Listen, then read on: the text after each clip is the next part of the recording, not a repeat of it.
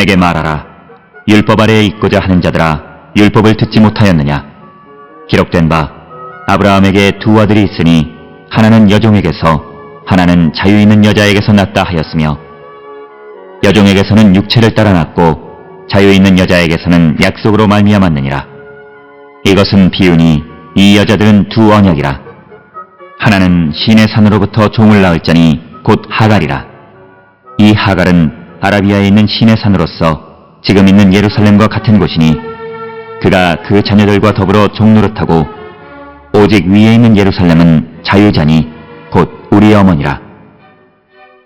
오늘 우리가 함께 읽은 갈라디아서 4장 21절로부터 26절은 바울이 아브라함에게 있는 두 언약을 비교하면서, 즉 여종 하갈을 통해서 난 아들 이스마엘은 율법 아래 종로를 하는 자이고, 자유가 있는 여인에게서 약속을 따라 난 아들인 이삭은 약속의 자녀다. 이 둘을 비교하면서 우리가 율법 아래 있는 이들은 율법의 종로를 하는 자이지만, 그러나 약속을 따라 난 자들은 약속의 자녀임을 강조하는 말씀이 오늘 주시는 본문의 말씀이 되겠습니다.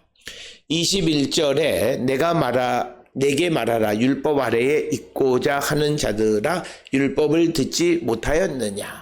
그러니까 이 갈라디아 교회 성도들 가운데 율법 아래 있고자 하는 자들이 있다라고 하는 것을 전제하면서 그들에게 율법을 듣지 못했느냐, 이렇게 반문하는 내용이 되겠습니다. 특별히 갈라디아 4장 21절로 31절에서 사도 바울은 창세기에 등장하는 사라와 하갈 그리고 이삭과 이스마엘의 이야기를 은유적으로 해석해서 사용하고 있는 것을 우리는 알고 있습니다. 오늘 주시는 본문에서 바울 이전에 아브라함의 이야기를 알레고리로 해석한 사람이 있긴 합니다. 그것은 필로라고 하는 사람이 있었는데, 바울도 이처럼 아브라함의 언약에 대해서 사라와 하갈, 이삭과 이스마엘의 관계에 대해서 은유적으로 알레고리컬하게 그렇게 설명하고 있습니다. 오늘 주시는 본문에 율법을 듣지 못했느냐, 율법은 오경을 의미하는 것으로 이해할 수 있습니다. 그러나 우리가 잘 아는 것처럼 족장의 이야기는 엄밀한 의미의 율법은 아니지만, 그렇지만 바울 시대에 오늘날 우리와 같이 성경에 대해 세분화되지 못했고, 그래서 족장의 이야기도 오경에 있기 때문에 율법으로 부른 것으로 우리가 이해할 수 있고, 이런 사실은 로마서 3장 19절에서 시편을 인용한 다음 율법이 말하는 바는 율법 아래에 있는 자들에게 말하는 것이니 라고 말함으로써 여기서 말하는 율법은 시편을 포함한 구약 성경 전체를 의미하는, 그래서 우리가 율법이라는 것이 어떤 경우에는 오경을, 어떤 경우에는 구약 성경 전체를 의미하는 내용으로 이해되어질 수 있음을 말하고 있습니다. 22절에 기록된 바 아브라함에게 두 아들이 있으니 하나는 여종에게서 하나는 자유 있는 여인에게서 났다 하였으며, 그래서 바울은 창세기 16장 15절에 기록된 아브라함의 두 아들의 이야기를 인용합니다. 하나는 여종 하갈에게서 났고 다른 하나는 자유 있는 여인에게서 난 자이다, 이렇게 이야기를 합니다. 그래서 바울은 종에게서 난 아들을 먼저 설명하고 그 다음에 자유 있는 여인에게서 난 아들을 설명하는 것은 서열 순서로 묘사한 것으로 우리가 이해할 수 있고, 특별히 22절에 기록된 바는 갈라디아 3장 10절 13절에 나타나는 표현으로 지각하면 기록되었다라고 하는 것, 성경이 우리에게 말한다, 이런 뜻이고, 두 아들이 있으니에서 아브라함의 두 아들 하갈과 이스마엘을 말하는 것으로서 이스마엘이 14세 때 사라로부터 이삭을 얻게 되어져서 이스마엘과 이삭 두 아들을 의미하는 것이고, 23절에 여종에게서는 육체를 따라 낳고 자유 있는 여자에게서는 약속으로 말미암았느니라.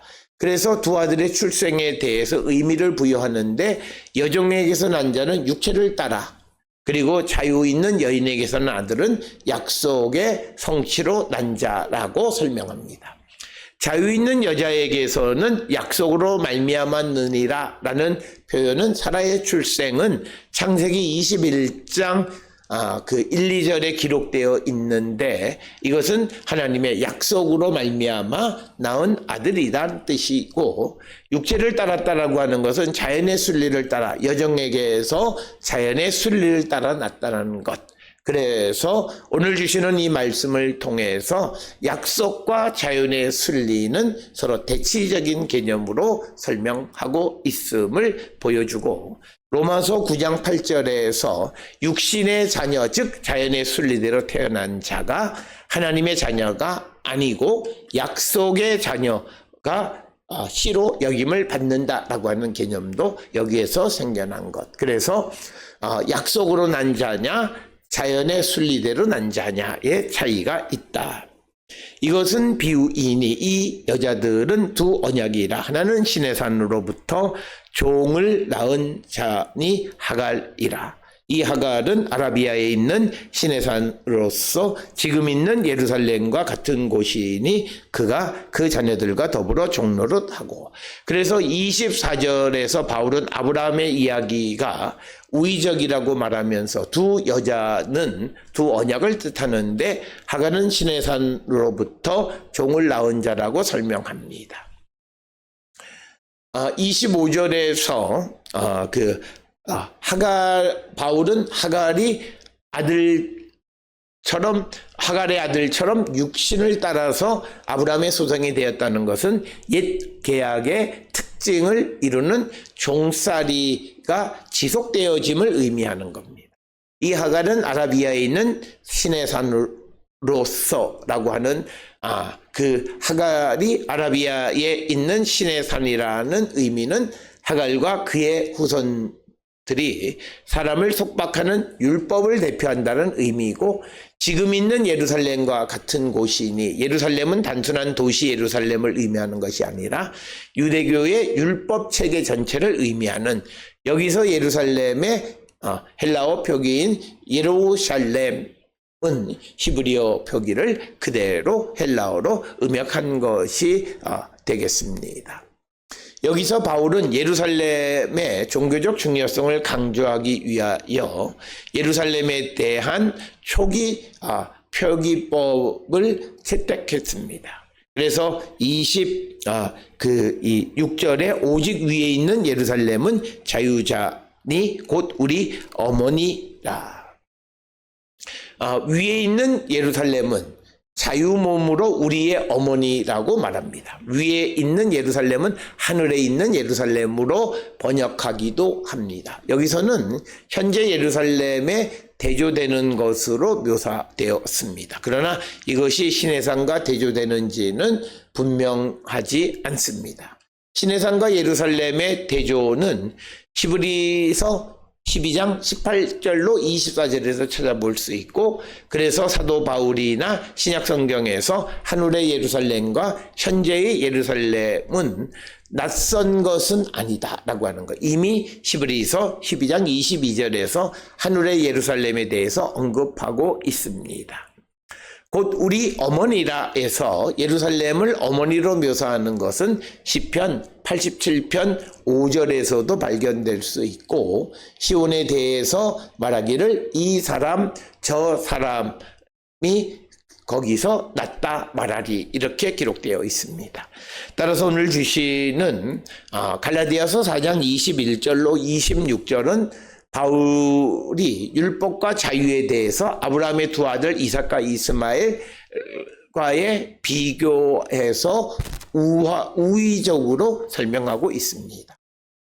그래서 이 갈라디아 4장 21절로 26절의 신학적인 주제는 그리스도 안에서 자유로운 자들이 율법이 아니라 하나님의 약속과 은혜에 의존하는 것임을 강조하고, 율법은 종의 상태를 가져오지만 그리스도 안에서는 참된 자유와 하나님 자녀됨을 얻게 됨을 강조하는 것이 오늘 주시는 본문의 말씀이 되겠습니다. 따라서 오늘 주시는 본문을 통해 우리는 자유 있는 자의 후손으로서 하나님의 약속을 따라 이 땅에 태어난 자임을 분명히 인식하는 우리 모두가 될 수 있기를 주의 이름으로 축원합니다.